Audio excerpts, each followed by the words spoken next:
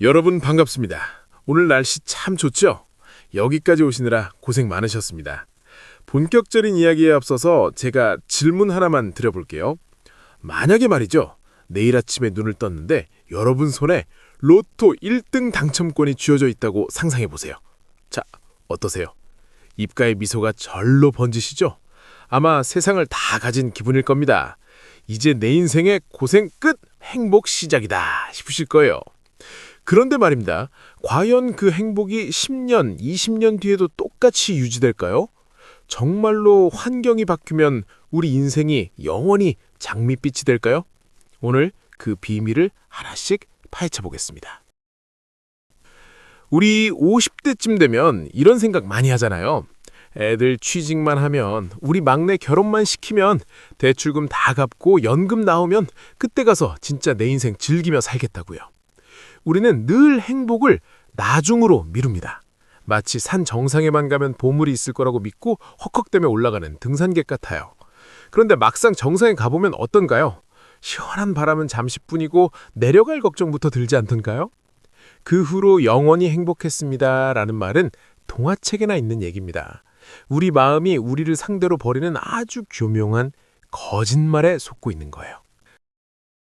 사람 마음이 참 간사하다는 말 들어보셨죠? 이걸 심리학에서는 쾌락 적응이라고 불러요. 쉽게 말해서 금방 질린다는 뜻입니다. 자, 처음으로 내 집 마련해서 이사 갔던 날 기억나세요? 벽지 하나까지 다 예뻐 보이고 잠도 안 오셨을 거예요. 그런데 딱 한 달만 지나보세요. 그냥 내가 자는 방이고 내가 밥 먹는 부엌일 뿐입니다. 승진해서 축하 파티할 때 그 짜릿함도 일주일이면 사라집니다. 우리 뇌는 새로운 자극에 아주 귀신같이 적응합니다. 아무리 좋은 걸 가져도 금세 당연한 게 되어버리고 또 다른 새 것을 찾게 되는 게 우리 인간의 본능입니다. 그럼 우리 뇌는 왜 이렇게 만들어졌을까요? 좀 만족하면 살면 안 될까요? 그건 우리가 생존기계이기 때문입니다. 옛날 원신 시절을 생각해보세요. 사슴 한 마리 잡았다고 1년 내내 행복해서 누워만 있었다면 어떻게 됐을까요? 아마 호랑이한테 잡아먹혔을 겁니다. 사냥에 성공했어도 금방 배고픔을 느끼고 다시 사냥감을 찾아 나서야 살아남을 수 있었어요. 즉, 적응하고 갈망하는 건 조상들이 물려준 생존 비법입니다. 하지만 현대인들에게는 이게 문제입니다. 생존에는 도움이 되지만 마음 편히 행복을 느끼는 데는 아주 큰 방해꾼이 되거든요. 여기 아주 재미있는 실험이 있습니다. 1978년에 학자들이 두 그룹을 추적 조사했어요. 한쪽은 인생 최고의 행운을 거머쥔 거액 복권 당첨자들이고요.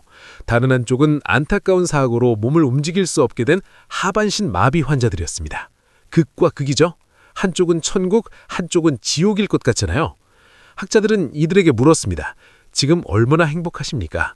그리고 이 질문을 시간이 흐른 뒤에 똑같이 다시 던졌습니다. 결과가 정말 충격적입니다. 사고가 나고 당첨이 된 지 딱 1년이 지난 시점이었어요. 두 그룹의 행복지수를 재봤더니 놀랍게도 별 차이가 없었습니다. 복권 당첨자들도 1년이 지나니 예전의 일상으로 돌아와 있었고요.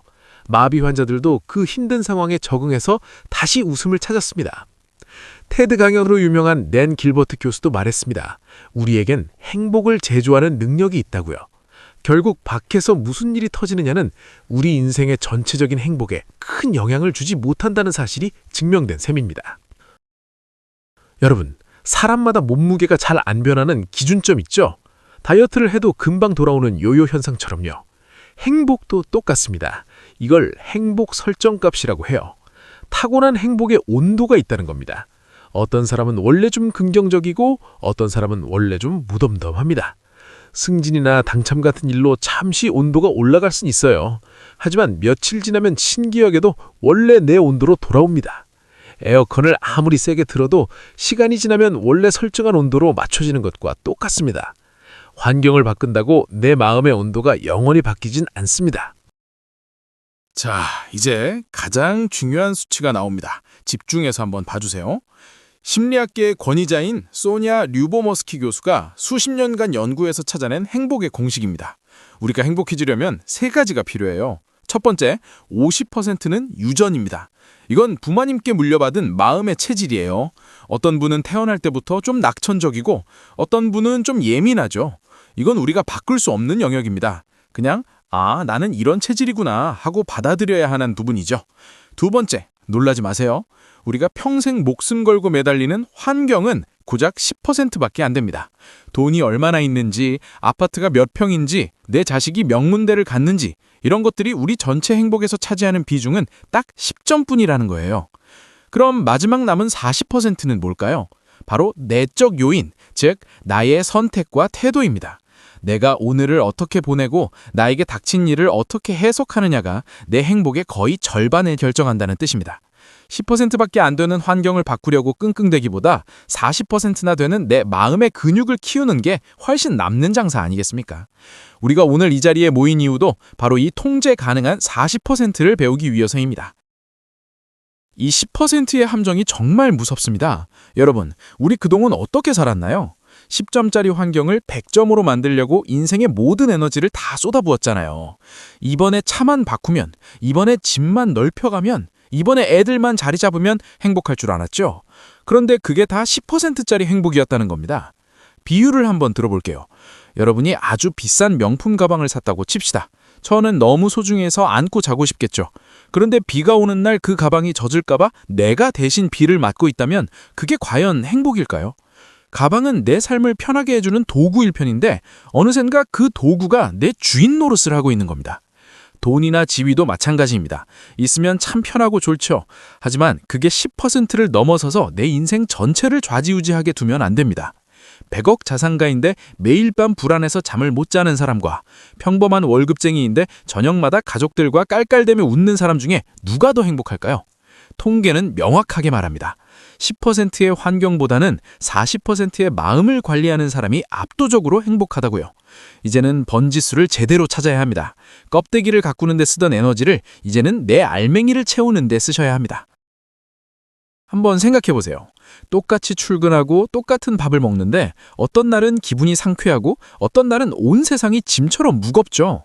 상황은 똑같은데 왜 기분이 다를까요?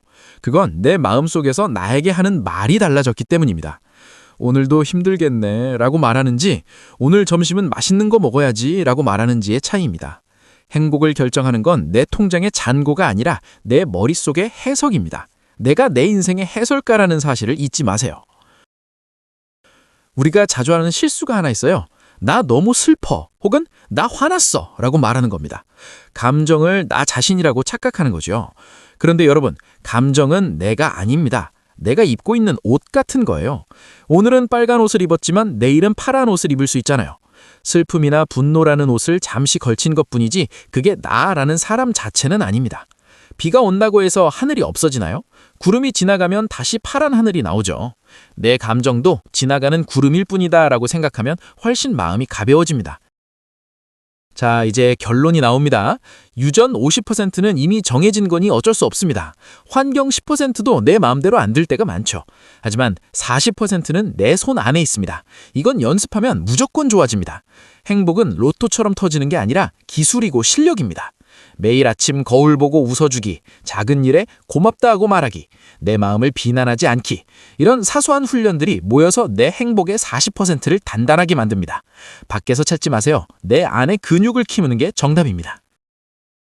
자, 이제 긴 여정을 마칠 시간입니다. 여러분, 오늘 우리가 함께 나눈 이야기의 핵심은 딱 하나입니다. 행복은 찾는 것이 아니라 만드는 것이다 라는 사줄이죠. 우리는 평생 언젠가라는 신기루를 쫓아왔습니다. 이 문제만 해결되면, 이번 고비만 넘기면 진짜 행복이 올 줄 알았죠. 하지만 여러분, 이제는 인정해야 합니다. 살다 보면 문제는 늘 생기기 마련이고 인생에서 고비가 완전히 사라지는 날은 오지 않습니다. 이것만 해결되면 이라는 생각은 우리 행복을 가로막는 가장 큰 장벽입니다. 이제부터는 딱 3가지만 기억해 주세요. 첫째, 내 마음의 해설가가 되어보세요. 밖에서 무슨 일이 벌어지는지는 내가 바꿀 수 없을 때가 많죠. 하지만 그 일을 나에게 어떻게 해석하느냐는 내가 정할 수 있습니다. 비가 오면 아이고 옷 다 젖겠네 라고 짜증낼 수도 있지만 덕분에 미세먼지 씻겨내려고 해서 공기는 좋겠다 라고 말할 수도 있는 겁니다. 10%의 환경에 휘둘리지 말고 40%의 리모컨을 여러분이 직접 쥐십시오. 둘째, 감정이라는 구름을 그냥 보내주세요. 오늘 기분이 좀 우울하신가요? 괜찮습니다. 그건 여러분이 우울한 사람이 한 게 아니라 그냥 우울함이라는 옷을 잠시 입은 것뿐입니다. 구름이 지나가면 다시 파란 하늘이 나오듯이 나쁜 감정도 시간이 지나면 반드시 지나갑니다. 아, 지금 내 마음속에 먹구름이 좀 끼었네 하고 가만히 바라만 봐주세요. 셋째, 행복을 실력이라고 믿어보세요. 악기 연주나 운동처럼 행복도 연습하면 늘어납니다. 오늘 집에 가시는 길에 아주 사소한 거 하나만 찾아보세요. 길가에 핀 꽃이 참 예쁘네. 오늘 저녁 된장찌개가 구수하네. 이런 작은 감탄들이 모여서 여러분의 행복 근육이 됩니다. 여러분, 행복은 성취의 결과물이 아니라 매 순간 우리가 내리는 선택입니다. 10%짜리 껍데기를 채우느라 고생했던 나에게 이제는 수고했다 하고 말해주세요. 그리고 오늘부터는 40%의 진짜 알맹이를 채워가는 기쁨을 누리셨으면 좋겠습니다. 여러분의 앞날에 건강과 웃음이 가득하기를 진심으로 응원합니다. 감사합니다.